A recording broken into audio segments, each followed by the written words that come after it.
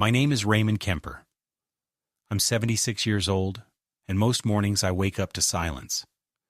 Not peaceful silence, the heavy, slow kind. The kind that settles around your chest and reminds you of everything that's missing.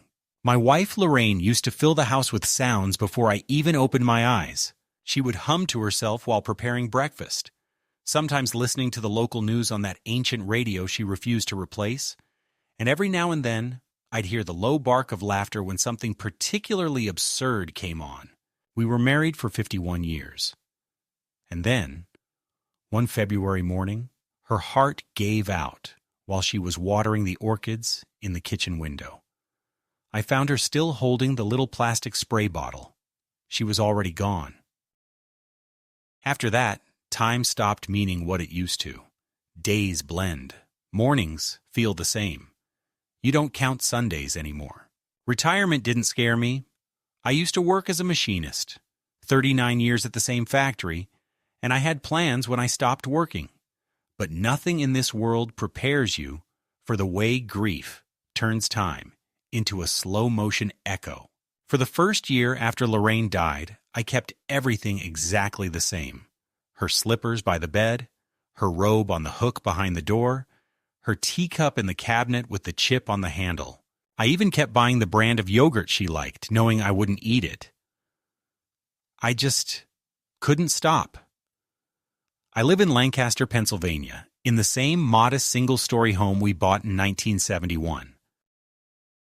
The neighbors have changed. The trees we planted out back are now tall and brittle with age. The street used to be filled with laughter and barbecue smoke and kids playing tag on the sidewalk. Now it's mostly silence, save for the occasional leaf blower or a delivery truck rumbling by. I get by. I have my Social Security, a bit of pension, and the house is paid off. But it's not the finances that wear you down. It's the shrinking world.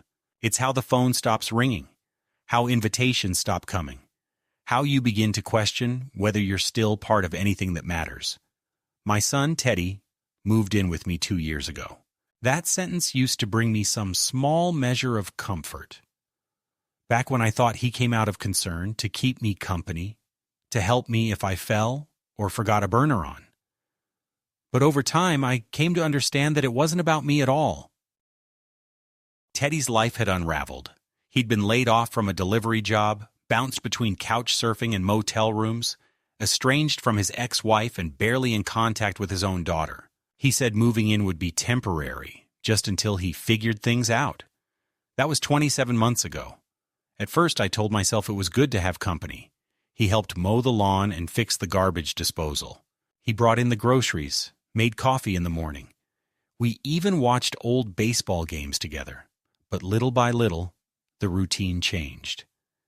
Teddy stopped going outside. The lawn grew ragged. He took over the basement and turned it into his lair.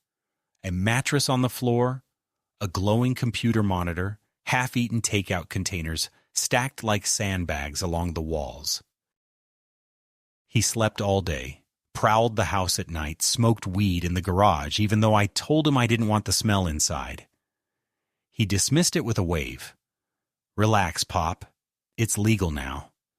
He didn't pay rent, didn't buy food.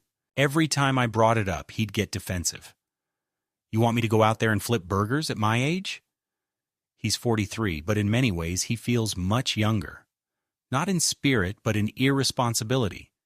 The worst part wasn't his laziness. It was the way he began to talk to me, like I was a burden. Like I was the one freeloading in my own home. You don't need all these rooms, he'd say, walking through the hallway like a landlord inspecting his own property. You should consider downsizing. Get a condo in one of those assisted living places. They got bingo, nurses, meals. You'd love it. I told myself he was just frustrated, that he was going through a rough patch. But deep down, I knew. This wasn't temporary. This was decay of his ambition, of our relationship, of any hope that things might change. There were nights I sat in my recliner and stared at the blank television, trying to remember the last real conversation we had. Not about bills or groceries or him asking for money. A real conversation where I saw my son as I once knew him. A curious, bright-eyed boy who loved trains and used to call me his hero. I couldn't remember. Physically, I'm not what I used to be. I take 7 different prescriptions every day. 2 for blood pressure, 1 for cholesterol, 2 for type 2 diabetes, and 1 mild antidepressant my doctor suggested after Lorraine died. They make me groggy sometimes, but they keep me on my feet. I organize them by day, keep a meticulous pill box, refill them monthly through the local pharmacy. I even set reminders on my flip phone. It's my small form of control in a life where everything else feels increasingly fragile. Recently, I noticed things were off. I went to take my morning meds, and one of the compartments was empty. Earlier than it should have been. At first, I chalked it up to absent-mindedness. I double-checked my pill schedule, recounted the tablets, but it happened again the next week, and then again. I began to keep a small ledger, writing down every pill I took and when, and still I was running short. It wasn't much at first. A missing metformin here, a few lisinopril tablets there, but the pattern was clear. I asked Teddy about it one evening. We were in the kitchen. He was finishing off the last of my peanut butter and had his headphones on, one ear dangling. I told him I thought someone was tampering with my medications. His face didn't even flicker. He shrugged and said, "You probably forgot. You're getting older, Pop. That's what happens." And then he left the room, muttering something about paranoia. But I wasn't paranoid. I knew my routines, knew the exact click of the cabinet, the way each pill felt in my palm. I began hiding my pill organizer in different places. Behind the cereal boxes, inside my sock drawer, even once taped inside the underside of a dining room chair. It didn't matter. Somehow pills still went missing. I started feeling tired, dizzy, like I was underwater. There were mornings I'd wake up soaked in sweat, gasping. I thought about calling my doctor, but what would I say? That my own son was stealing my prescriptions? And then, a week ago, my neighbor Sheila, a sharp widow in her early 60s who walks her dog past my house every morning, casually mentioned she'd seen Teddy conducting business in the driveway with some stranger. She said it jokingly, smiling, but something about it lodged in my chest like a nail. I thanked her and pretended to laugh it off, but when I got back inside, my hands were shaking. That night, I waited until Teddy had gone down to the basement. I walked into the garage and turned on the light. Hidden under an old tarp in the corner were a few padded envelopes, the kind the pharmacy uses when delivering medications by mail. One was half torn open. Inside was a bottle of my blood pressure meds. My name scratched out with black marker. It was like being punched in the gut. My son, my only child, wasn't just taking my medicine. He was selling it. And I think that's when something inside me finally cracked.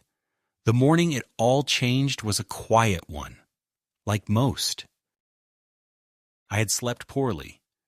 There was a strange pounding in my temples all night, the kind of pressure that made it feel like something inside me was slowly trying to burst out. When I finally got up, the light in the kitchen felt too sharp. I moved slowly, my body heavy, and reached for the orange pill box that I always kept tucked behind the cereal. It wasn't there. Not in the pantry, not in the cabinet, not in the sock drawer. I searched all the usual places, even the absurd ones. Inside the sugar container, under the mattress, behind the washer, with a growing sense of panic. I could feel my heartbeat rising, but not in the healthy, excited way. This was different, erratic, loud in my ears, like it was knocking from the inside. I finally found the pill box in the linen closet, stuffed between folded towels. That wasn't where I'd left it. I knew that with absolute certainty. And when I opened it, it was nearly empty. Entire days of pills were missing. Not just one compartment, 4 or 5 in a row, gone. I sat on the edge of the bed, box in hand, and tried to steady my breathing. I was supposed to have enough medication to last until Friday. It was Tuesday. I couldn't go without, not for 3 days, not at my age, not with my conditions. I'd made that mistake once before, shortly after Lorraine died, when I forgot to reorder and thought I could stretch a few pills out. That ended with me in an ambulance, vomiting in a plastic bag, while some EMT checked my pulse and asked if I lived alone. I couldn't let that happen again. I picked up the phone and called the pharmacy. A recorded voice greeted me, followed by the familiar hold music, that tinny version of Clair de Lune they always played. When I finally got a human voice, I explained the situation, that I'd misplaced some medication and needed an emergency refill. "I'm sorry, Mr. Kemper," the pharmacist said, her tone polite but firm. "Your insurance only allows 1 fill per 30 days. The system won't let me override that. You'll need to speak with your doctor for an emergency override." My doctor, of course, wasn't available. He was on vacation, the receptionist told me cheerfully, and the covering physician didn't feel comfortable approving an early refill without a medical consultation.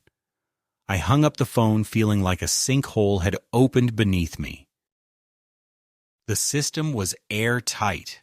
The rules were made for safety, they said, to prevent abuse, to prevent hoarding, to prevent theft.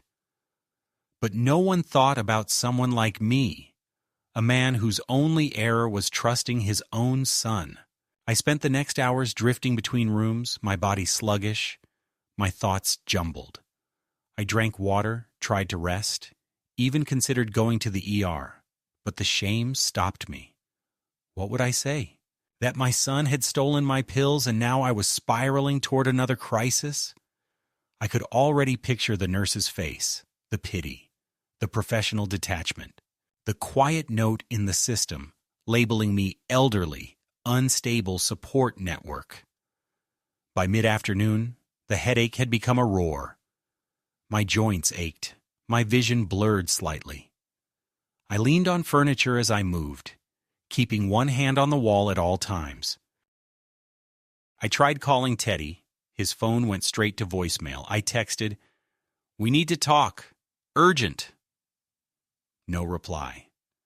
I went down to the basement, knocked once, then pushed the door open. It smelled like sweat and spoiled takeout. His computer screen glowed in the dark, a chat window open, columns of listings, usernames, order confirmations. I didn't understand all of it, but I saw enough. One tab had the name of one of my prescriptions, a specific dosage, even the bottle count. I stared at it, then at the stack of shipping envelopes in the corner. Teddy was asleep, earbuds still in, a half-empty beer can resting on his chest. I didn't wake him. I stood there, trembling, the scene fixing itself in my mind. This wasn't speculation anymore. It was fact. My son was selling my medication, my blood pressure pills, my insulin, the pills I needed to stay alive. He was trading them for cash or cryptocurrency or whatever pathetic form of currency people used on these dark platforms. And what killed me, what absolutely hollowed me out, was that he didn't even care enough to hide it properly. It wasn't shameful to him. It was just business. I went upstairs, called Sheila, my neighbor. I asked if she could drive me to the clinic. I didn't trust myself behind the wheel. The dizziness was worsening. Sheila came within 10 minutes, her little terrier yapping at my side while she helped me into the passenger seat. She didn't ask questions, just gave me that knowing glance. The kind women give when they suspect something's off and are just waiting for confirmation. At the clinic, I was taken in immediately. The nurse took one look at me and called in the attending. My blood pressure was 198/105, dangerously high. I was nauseated, sweating through my shirt. They gave me medication through an IV, ran tests, asked me all the questions. I didn't tell them everything, just enough. I said I had missed doses, that I lived with a relative, that I'd lost track. The doctor, a kind woman in her 40s, looked at me with concern but didn't press. They kept me for observation.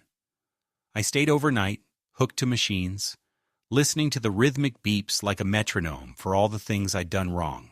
I thought about Lorraine, how she would have handled this.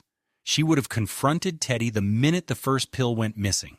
She wouldn't have let it get this far, but then again, he never would have dared with her around. He knew better.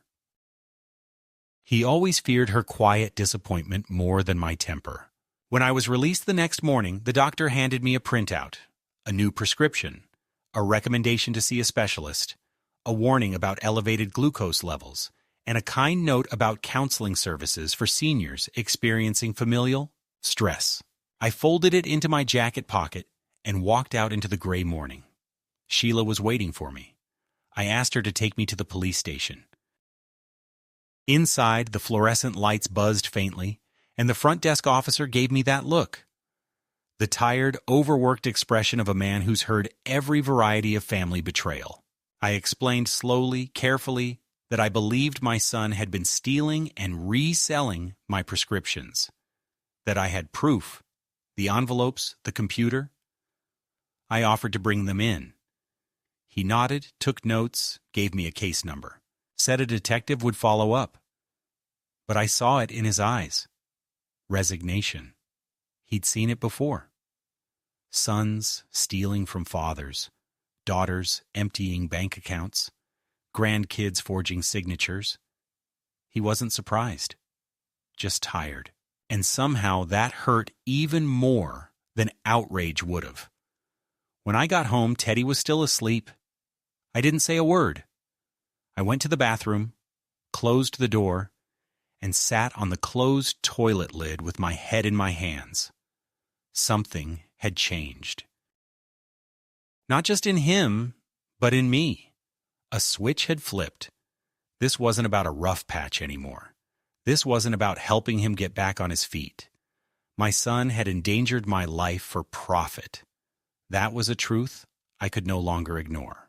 And the question I now faced wasn't what I would do about him. It was whether I would ever be able to forgive myself for letting it happen. When I got back from the police station that day, a cold stillness seemed to settle over the house. It wasn't the usual quiet of an aging man's routine. No, this was heavier, almost sentient, like the walls themselves had absorbed the truth I'd spoken aloud for the first time. I didn't even take off my coat. I walked straight into the kitchen and opened every cabinet, one by one, methodically. I went through the pantry, under the sink, behind the freezer drawers. I found empty prescription bottles shoved in a grocery bag under the recycling bin. My name still faintly visible through the black marker. Some were completely stripped of labels. Others still had the pharmacy's warning stickers partially peeled. My hand trembled as I counted the bottles. 8 at least. Not all from this month. Some were from earlier, even ones I thought I had taken. Doses I had assumed I had used. The full scale of it began to form in my mind like a bruise rising to the surface. Teddy came upstairs that evening, rubbing sleep from his eyes, his hair a mess of curls and sweat. He was wearing one of my old sweatshirts, stretched out, stained, sleeves cut at the wrists. He walked into the kitchen, opened the fridge, grabbed a beer without a word, and sat at the table as if everything were normal. I stood across from him and said his name. He didn't look up at first, just stared into the open bottle. "I need to talk to you," I said again. He raised his eyes slowly, irritation flickering across his face. "What now?" "I went to the clinic yesterday. My blood pressure was nearly 200. I was one step from a stroke, Teddy." A slow blink. Then a shrug. "You've got high blood pressure. That's not news." I swallowed hard. You've been stealing my meds, selling them. That did it. The flicker turned into something more vivid. A flash of defensive anger, of wounded pride. What the hell are you talking about? I found the envelopes in the garage. I saw your computer. I saw the listings. His jaw tightened. You were snooping in my stuff? You were selling the medication that keeps me alive. That's a hell of an accusation to make without proof. I have proof. I showed it to the police. He stood up so suddenly the chair legs screeched across the floor. You called the cops on me? I did, I said, and I'd do it again. For a moment, I thought he might strike me. His fists clenched at his sides, eyes wide, body trembling. But then something else took over. Something colder. He stepped back, laughed bitterly, and said, "You're out of your damn mind, old man. You're confused. Probably forgot you took those pills. That's what happens when your brain starts to go." I remember everything. Do you? He leaned closer, his voice dropping to a whisper. You remember where you parked last week? You remember what day it is today? What year it is? I'm not senile, Teddy. No, he said slowly, cruelly. You're just paranoid. He turned and walked out of the kitchen, stomping down the stairs to the basement. I stood there for a long time after he left, breathing hard, feeling my ribs tremble with each shallow breath. I wanted to scream, to throw something, but all I could do was lean on the counter and let the silence wrap itself around me again. The next morning, the tension still hadn't lifted. I woke up groggy, unsteady, with a metallic taste in my mouth. I took what little medication I had left, carefully rationing the doses, and tried to act as though the walls hadn't just collapsed. Teddy didn't come upstairs that day. I didn't hear the creak of his footsteps, the flick of the microwave, the slam of the back door, but I knew he was still there. His car was parked out front. The Wi-Fi router blinked steadily, and I could hear faint bass beats echoing from below in the quiet moments between my thoughts. That afternoon, the doorbell rang. I wasn't expecting anyone, and when I opened it, there stood a tall, heavy-set man in a navy polo shirt, clipboard in hand. Raymond Kemper? Yes? Hear about the equipment order, he said, without looking up. Blood glucose meters. Case of 60. My stomach dropped. I didn't order that, he squinted. Says right here, online order, paid in crypto. Delivery to this address under your name. Signature required. I didn't order anything. Do you want to refuse delivery? Yes, take it back. He looked annoyed but nodded, scribbled something, and returned to the truck. I closed the door, locking both bolts this time. I stood there with my back against it, mind racing. He was using my name, my identity. And not just for stealing pills, for a full operation. He'd taken this as far as it could go. My home address was now a point of contact for illegal shipments. If the police came back, and they would, I might not be seen as a victim anymore. I might be seen as complicit. I went to the basement door and knocked. No answer. I opened it and descended slowly, one hand on the rail. The room was dark, save for the blue glow of the computer monitor. Teddy was there, slumped in the chair, headphones off this time, eyes closed. A pizza box was on the floor. A glass of amber liquid, not beer, rested precariously on the edge of the desk. Teddy? He didn't move. Teddy, I said louder. His eyes opened, sluggishly. He looked at me as though it took effort to focus. You had a package delivered in my name, I said. He groaned. So? That's identity fraud. It's a felony. You're being dramatic. I'm going to ask you one more time. Stop. Stop all of it. Get out of this house. If you don't leave by Friday, I'm changing the locks." He stood slowly, unsteady. "You're going to throw me out? Your own son? I've given you 2 years. You endangered my life. I'm done. You can't survive without me, you old bastard." He took a step toward me, and I took one back. His breath was sour, his eyes red. "You forget to eat half the time," he sneered. "You forget the stove on. Who's going to look after you when you fall again, huh? Sheila with her little dog? I'd rather die alone than let you help me again." He laughed, a dry, hollow sound. "You already are dying, Pop. Look at you." And then he muttered something I'll never forget. "You think anyone's going to believe you? You think you're going to go to the cops, and they're going to care? They'll say you're just a confused old man who misplaced his pills. And when I show them that I've got power of attorney, who do you think they'll believe?" That stopped me cold. "What?" He smirked. "You remember those forms I had you sign last year? Said it was for the bank? You didn't even read them." My knees nearly gave out. "You forged—" "No," he interrupted, matter of fact. "You signed. Just didn't pay attention." I went upstairs in silence. That night, I didn't sleep. I sat in the living room with the lights off, the pill bottle clutched in my hand, and realized something I should have known long ago. My son was no longer just a troubled man. He was a predator. And I was prey. The breakdown, when it came, wasn't cinematic or loud. It was quiet, clinical, and deeply humiliating. I woke up on the floor of the hallway, my left cheek pressed against the cold tile, one slipper still on, the other lost somewhere between the bedroom and the kitchen.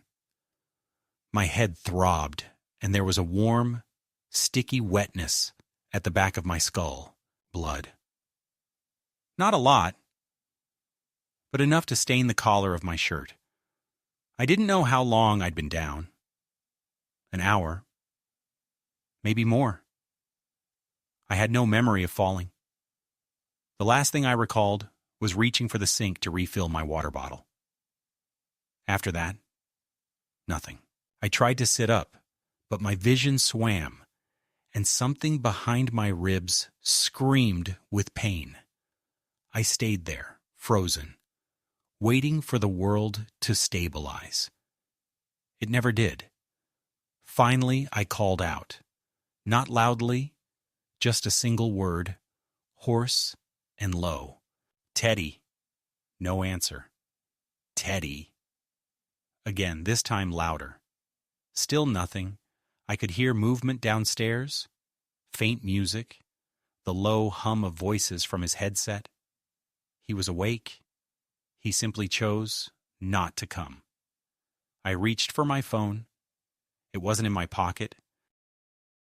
I scanned the hallway from the floor, my neck stiff, and finally spotted it under a side table a few feet away. I tried crawling.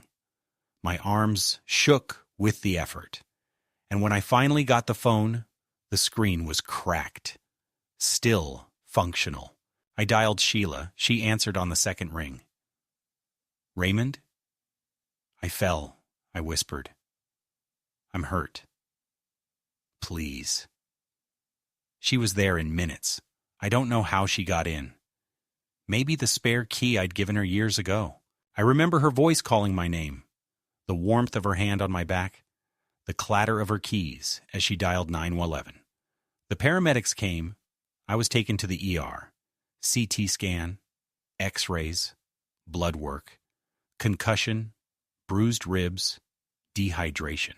The attending physician, a severe woman with sharp eyes, asked if there was anyone at home to help me. I told her my son lived downstairs. "He didn't hear you fall?" "No," I said. "He was busy." She looked at me for a long moment, then made a note in my chart. That night, I lay in a hospital bed under sterile light, listening to the beeping machines and the rhythmic shuffle of nurses' feet in the hallway. I thought about Lorraine, how she used to hover when I was ill, her worry manifesting in folded laundry and bowls of broth. I thought about the time I sprained my ankle in '93 and Teddy, then a teenager, had brought me ice packs and asked if I needed help to the bathroom. I wondered when he stopped caring, or if he ever really had. The next morning, a hospital social worker came by. Her name was Elena, and she was gentle in the way trained professionals are. Warm enough to seem sincere, but distant enough to avoid absorbing your pain. She asked questions. Did I feel safe at home? Did I have access to my medication? Was anyone helping me manage finances? I hesitated. Then, for the first time, I told the full truth about the pills, the stolen prescriptions, the forged documents, the fall. She listened without interruption, took notes, and asked if I would consent to a wellness investigation. I nodded. She left the room, promising someone would follow up. Later that day, a man from Adult Protective Services came by. He was calm, professional, and less sympathetic than Elena. He explained how these cases typically went. If there was sufficient suspicion of financial exploitation or neglect, they could pursue legal restrictions. Temporary guardianship could be requested. In some cases, elder abuse charges were filed. He asked for names. I gave him my son's full name, birth date, and described his appearance. Then I asked a question that had been burning in my throat. If my son forged power of attorney, can I reverse it? He looked up from his notepad. If we can prove it was done under duress or deceit, yes, you'll need an attorney. I nodded. That night, alone in the hospital room, I made my decision. I wasn't going back to that house. Not while Teddy was in it. Not until every tie was cut.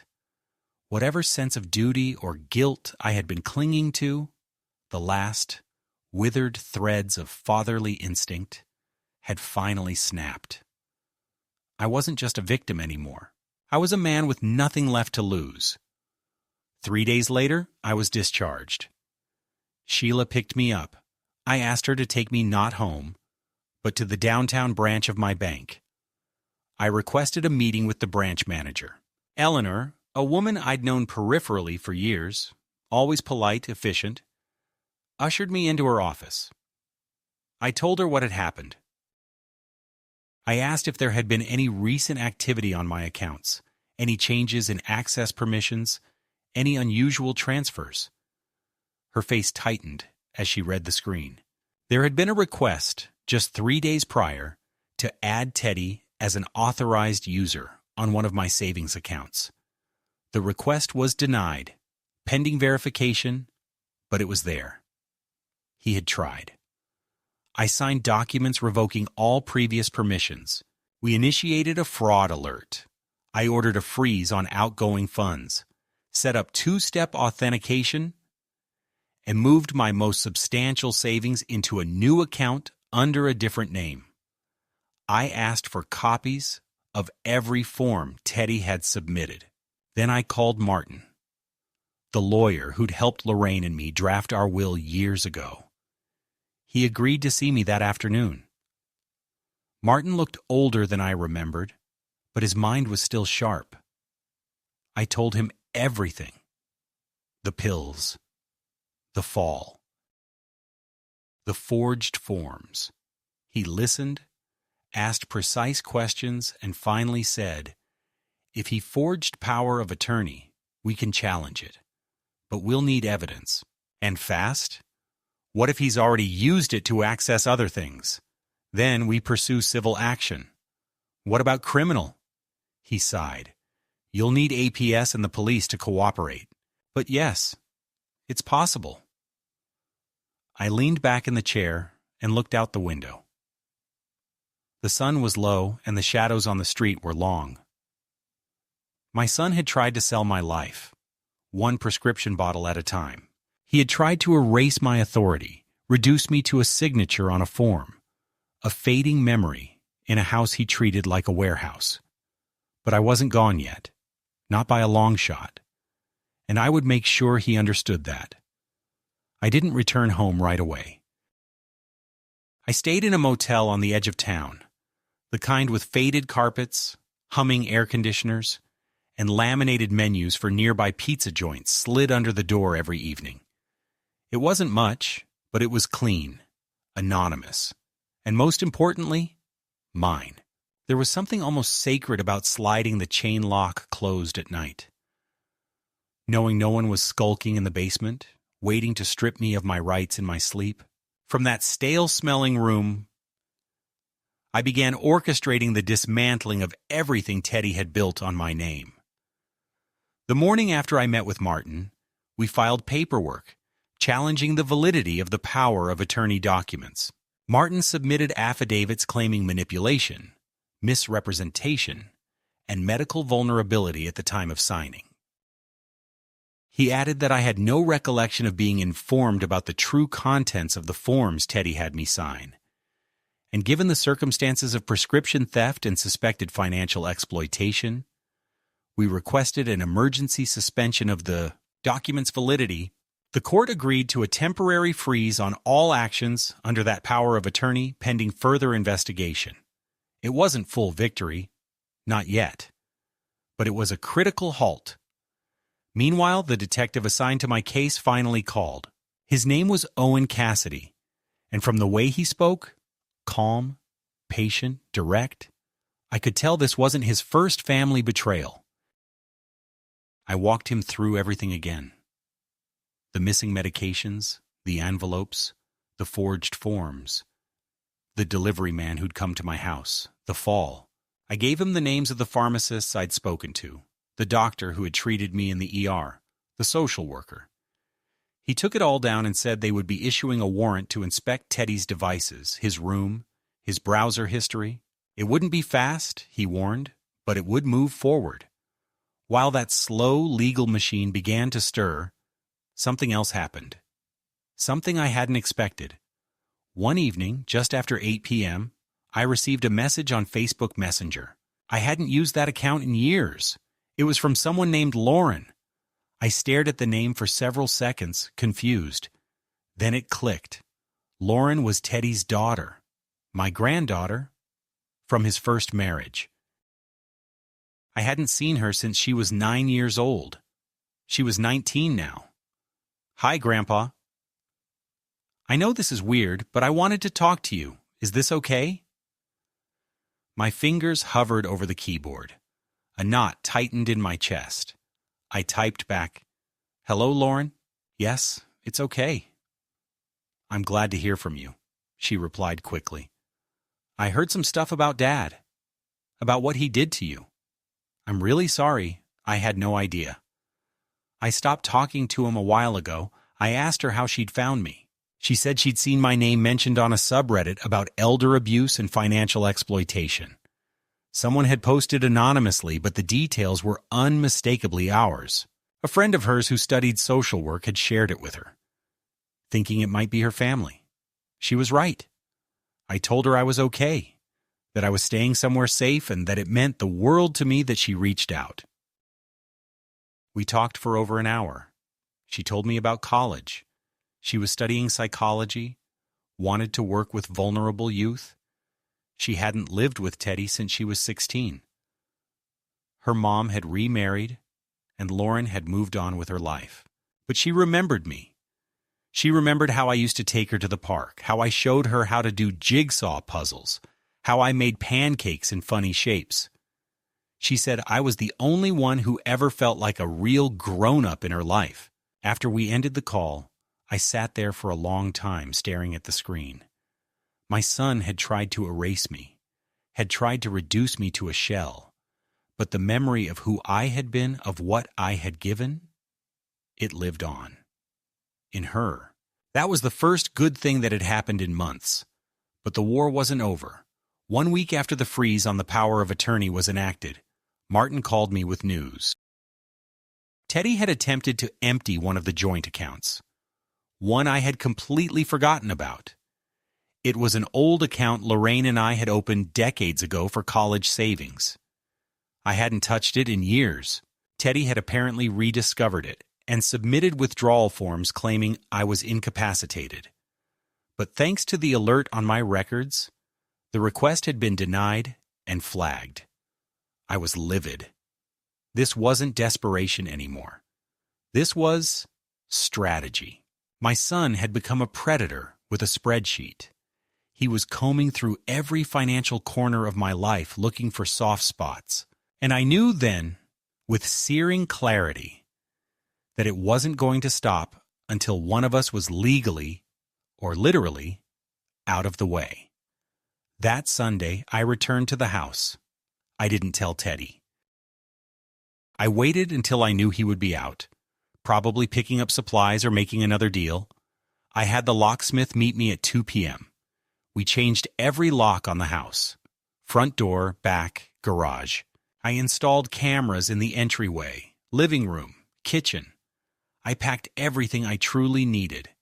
Important documents, my computer, a few changes of clothes, the photo album Lorraine had made for our 40th anniversary. The rest I left. Let him have the couch, the dishes, the ancient recliner.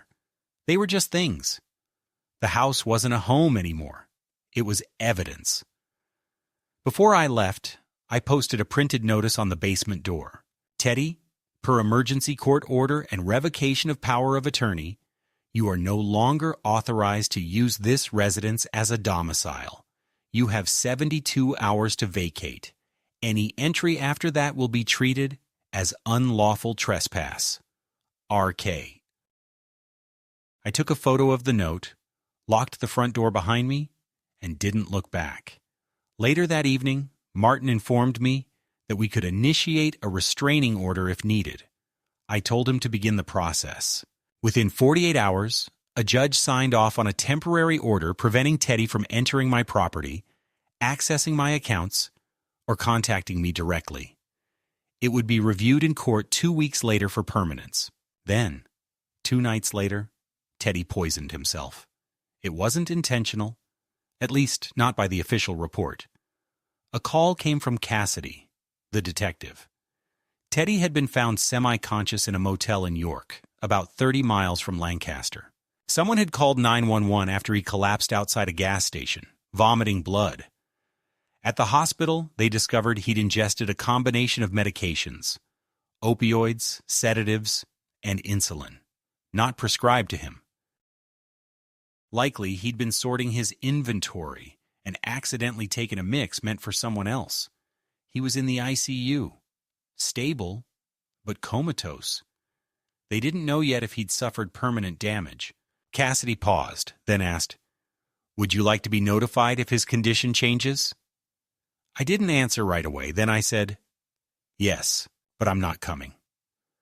That night, I sat by the window of the motel room and stared at the neon sign of a nearby diner flickering like a broken heartbeat.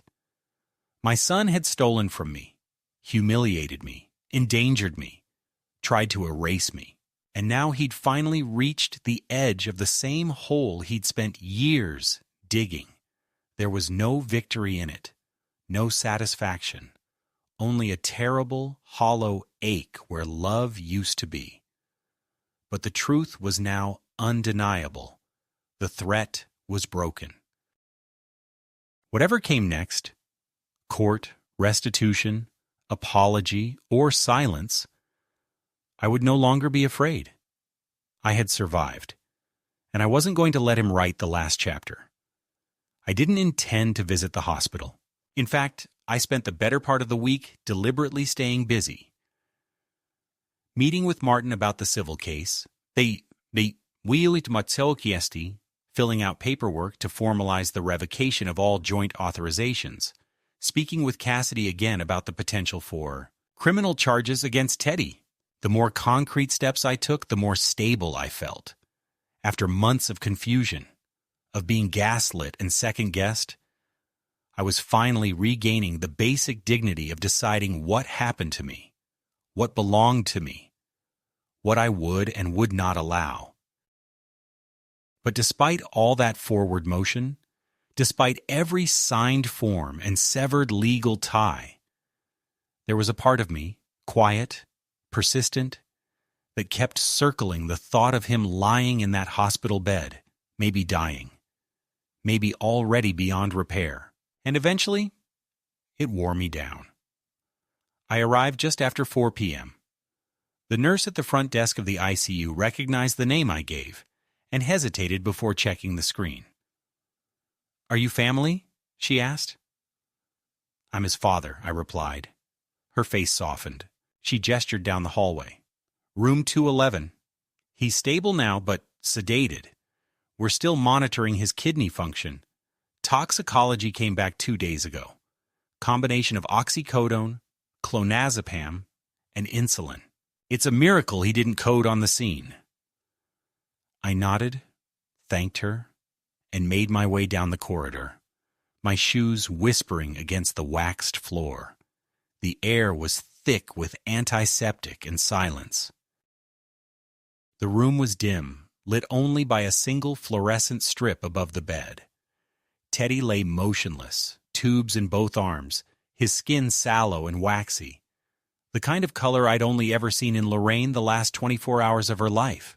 His mouth hung slightly open, and he looked, for the first time since he was a boy, vulnerable. I stepped into the room, closed the door behind me, and sat in the vinyl chair near the foot of the bed. There were no flowers, no cards, no visitors. I was the only person who had come, and I had no idea why. I studied his face, not the man I had come to dread sharing a home with, but the remnants of the boy I used to lift onto my shoulders, the boy who once cried when I missed his school play, the boy who called me Daddy when he was afraid of thunder. Somewhere along the line, that boy had turned inward, hardened, decayed into the man before me, deceitful, bitter, empty. And yet, as I sat there, I couldn't bring myself to feel hatred. Not quite. Not anymore. What I felt instead was something murkier, exhaustion, grief, and a kind of clarity I hadn't had before. I spoke, though I didn't know if he could hear me. "You almost killed yourself, you know. Not just me. Not just through what you did to me. But this stupid, reckless desperation you called survival." His eyelids didn't twitch. Machines beeped softly. I went on. "You used to ask me when you were little what happens after people die. I told you what my father told me? That people live in the memories of the ones who love them, that as long as someone remembers your voice, your laugh, your way of walking, you're not really gone. But I lied. People can be erased, not just by death. By choice, by cruelty, by selfishness so loud it drowns out everything else they ever were." I paused, my mouth dry. "You tried to erase me, with every stolen pill, every forged paper. Every time you called me forgetful or paranoid, you tried to bury who I was. I let it happen. For a while. Because I thought that was what fathers did. But I'm not that man anymore. And you don't get to define me, not now. Not ever again." I stood and walked to the edge of the bed. "When you wake up, if you wake up, you'll be in a different world. No house, no access, no more hiding behind my name. Whatever you do next, wherever you end up, it'll be without me. Because the only thing I can offer you now is absence, and the only thing I owe myself is peace." I didn't cry. I thought I might. But I felt oddly light, as if some heavy and rusted hook had finally dislodged itself from my chest. I reached out once, just once, and touched his forehead.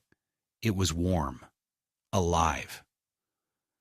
I turned and left without looking back. Outside the hospital, the sky had shifted. The sun was going down behind a veil of clouds, and the wind carried the scent of early rain. I walked slowly to the bus stop. Not because I was tired, but because there was no reason to rush anymore. The war was over. He'd lost. And I had walked away intact, scarred, older, lonelier, but whole. When I returned to the motel, there was a message from Martin waiting. The court had approved permanent revocation of the power of attorney. Teddy's attempt to declare me legally incapacitated had been formally rejected after the results of the independent psychiatric evaluation came in. Solid, unequivocal, and damning for his case. Cassidy had also moved the investigation forward. There would likely be charges: distribution of prescription drugs, identity fraud, elder abuse. Whether or not they would pursue them while Teddy lay recovering was another matter, but the wheels had turned. A day later, I received a certified letter at the motel. It was from the hospital's patient advocate, a copy of a request Teddy had filed before falling unconscious, asking to have me barred from visiting him. He'd submitted it the day after the police contacted him for the first time. A preemptive strike, I supposed? The hospital didn't act on it, as it came into conflict with my listed emergency contact status, but still reading it, seeing his signature, was a cold little slap of irony. I folded the paper, placed it in my folder marked legal, and filed it away with everything else. It no longer surprised me, and it didn't hurt. Not really. Because the truth was, I had already said goodbye. Not just to Teddy, to the version of me who believed love could survive betrayal, to the part of me that waited endlessly for an apology that was never coming, to the illusion that family, by virtue of blood alone, deserved anything from me. I had survived. He had not. That was the only story left to tell. 3 months later, I sat behind a folding table in the back office of a small church off King Street, sorting plastic pill boxes for the Tuesday medication support group. It was volunteer work, unofficial, informal, something Sheila had pulled me into after hearing me mutter too many times that I needed to stay busy. Most of the people who came through weren't much younger than me. Widows, veterans, retirees on fixed incomes, all of them juggling prescriptions, appointments, and the exhausting bureaucracy of surviving past 70 in a world that treats age like a malfunction. I didn't say much. I measured doses, checked expiration dates, made sure no one went home with the wrong statin or blood thinner. It was simple work. But it gave me something I hadn't felt in a long time. Use. My case with Teddy had settled quietly. The court affirmed the permanent restraining order. Charges had been filed but were suspended due to his medical condition. He'd suffered partial kidney failure, now required dialysis 3 times a week, and was being transferred to a long-term care facility in Reading. No criminal conviction, but no more access to my name, my money, my home. He had become a patient number in someone else's system now. I had stopped checking for updates. I moved into a senior apartment complex just outside Lancaster. Not a nursing home, not assisted living. Just a simple 1-bedroom space with wide door frames and grab bars in the shower. It was modest but clean, and nobody smoked indoors or played loud music past 9 p.m. I bought new furniture, donated most of what I had left from the house. A fresh start, empty of ghosts. The kitchen smelled like lemons now, instead of mildew and resentment. Lauren visited twice, once in April, again in June. She brought me a lemon tart she baked herself, showed me pictures of her campus, even helped me set up email alerts for pharmacy refills. She never mentioned her father. I never asked. We talked about books, recipes, and once, quietly, cautiously, about forgiveness. She said she didn't know if she could forgive what he'd done to her mother, to me. I told her forgiveness wasn't a gate you walked through. It was a hill you had to keep climbing, even when it felt like there'd never be a top. I didn't want revenge. That part of me had died somewhere between the courtroom and the ICU. What I wanted now was something simpler. I wanted a quiet cup of coffee in the morning.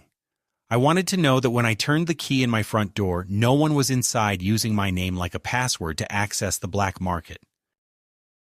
I wanted to feel like I mattered to someone who hadn't yet taken everything I had to give. One afternoon, as I sat in my armchair listening to an old jazz station on the radio Lorraine once loved, I realized something that stopped me cold. For the first time in over a year, I wasn't afraid to die. Not because I was ready, but because I was finally, quietly, alive.